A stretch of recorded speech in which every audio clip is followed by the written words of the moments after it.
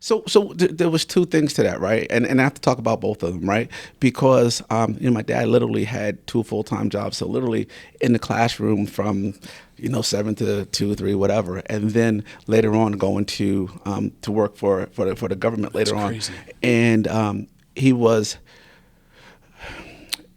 You could easily accuse him of saying he was always working. And he was. Yeah. He was always working.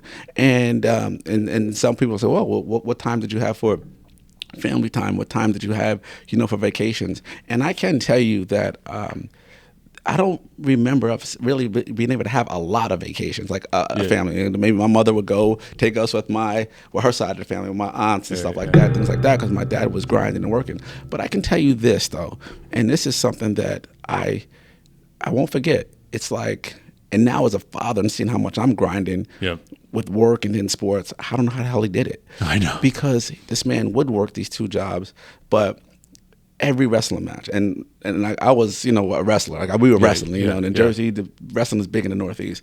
Every wrestling match, he was there. Wow.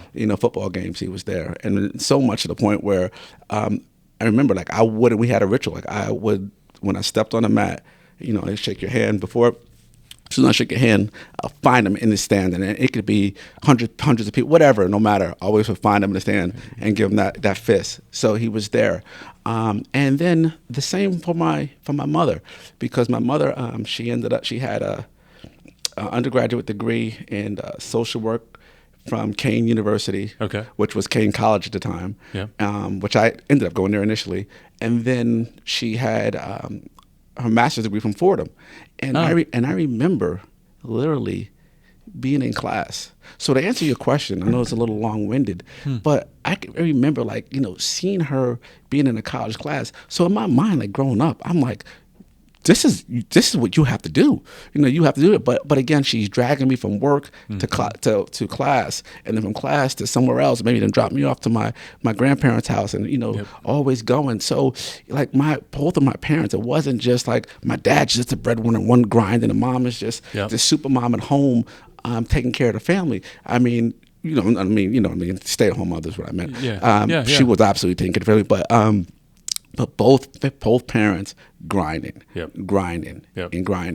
So yeah, I definitely had fantastic role models, and it's like, when people say, like, if I've seen further, it's because I stood on the shoulders of giants, and that's where I'm at.